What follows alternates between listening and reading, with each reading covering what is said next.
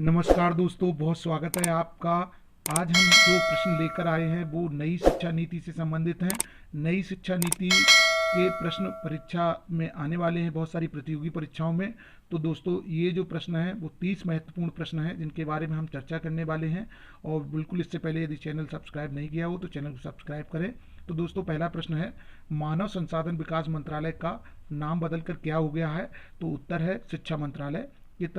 कितने साल के बाद देश में एक नई शिक्षा नीति लागू की जा रही है? तो दोस्तों 1986 में की गई थी, तो 34 साल हो गए हैं। 1986 में जो शिक्षा नीति लागू की गई थी उसमें बदलाव कब किया गया था? उसमें संशोधन किया गया था 1992 ईस्वी में। भारत के इतिहास में अब तक कितनी बार शिक्षा नीति आ चुकी है? तो दोस्तों 3 बार शिक्षा नीति आ चुकी है भारतीय इतिहास में। किसकी अध्यक्षता में विशेषज्ञों की एक समिति ने नई शिक्षा नीति 2020 का मसौदा तैयार किया? तो के कस्तूररंगन जी की अध्यक्षता में ये मसौदा तैयार हुआ। नई शिक्षा नीति में किस कक्षा तक मातृभाषा स्थानीय क्षेत्रीय भाषा में पढ़ाई का माध्यम रखने की बात कही गई है? तो दोस्तों ये कक्षा 5 तक नई शिक्षा नीति में किया गया है। नई शिक्षा नीति का लक्ष्य इस वर्ष तक 3 से 18 आयु वर्ग के प्रत्येक बच्चे को गुणवत्ता शिक्षा प्रदान करना है। नई शिक्षा नीति का 3 से 18 वर्ष तक का, तो 2030 तक। स्कूली पाठ्यक्रम के 10+2 पैटर्न की जगह अब कौन सा पैटर्न रहेगा? 10+2 की जगह पर 5+3+3+4 पैटर्न लागू हो जाएगा। किस क्लास से वोकेशनल कोर्स शुरू किए जाएंगे? तो 6 क्लास से वोकेशनल कोर्स शुरू किए जाएंगे। नई शिक्षा नीति में किस कोर्स को खत्म कर दिया गया है? एमफिल कोर्स को पूरी तरह से खत्म कर दिया गया है। नई शिक्षा नीति के अनुसार अब पीएचडी करने के लिए क्या अनिवार्य कर दिया गया है? तो 4 साल स्नातक की डिग्री प्राप्त करो और तब पीएचडी करो। नई शिक्षा नीति के अनुसार स्नातक कितने वर्ष तक का कर दिया गया है?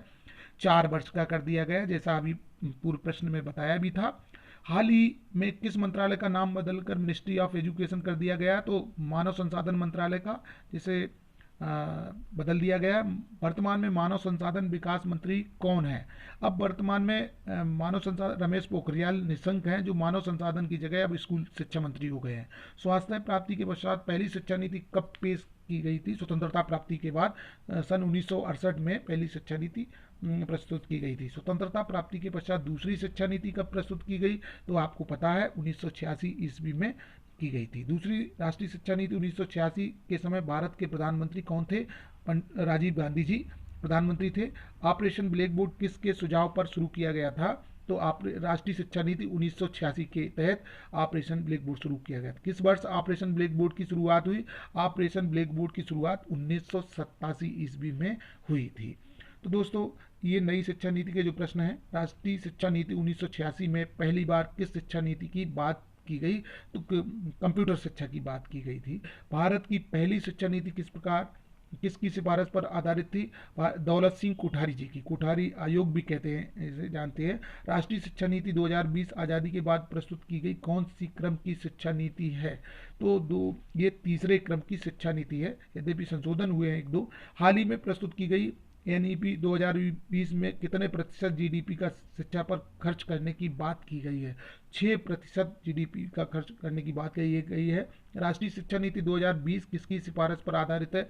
राष्ट्रीय शिक्षा नीति डॉक्टर कस्तूररंगन, इसरो के पूर्व अध्यक्ष भी रहे हैं, इनकी सिफारिश पर लागू की गई है। डॉक्टर के कस्तूररंगन की अध्यक्षता में राष्ट्रीय शिक्षा नीति के लिए समिति का गठन किया गया था।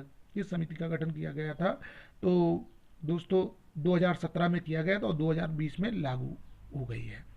2017 में किया गया था। 2020 में कितनी कक्षा तक शिक्षा में मातृभाषा स्थानीय क्षेत्रीय भाषा को अध्यापन के माध्यम के रूप में अपनाने पर बल दिया गया? एनईपी 2020 में कितनी कक्षा तक मातृभाषा में? तो कक्षा 5 तक का किया गया है मातृभाषा में। नई शिक्षा नीति में कितने साल बाद बदलाव हुआ है? तो 34 साल बाद बदलाव हुआ है, क्योंकि इसलिए कि 1986 से 2020 तक। नई शिक्षा नीति के पूर्व शिक्षा पर जीडीपी का कितना खर्च होता था? पहले 4.6 होता था और अब 6% होगा। जेंडर इंक्लूजन फंड किससे संबंधित है? महिला ट्रांसजेंडर से संबंधित है। और नई शिक्षा नीति 5+3+4 कार्यक्रम के तहत शिक्षा की क्या आयु निर्धारित की गई है? तो ये आयु है 3 से 18 वर्ष तक की बच्चों के लिए है। धन्यवाद।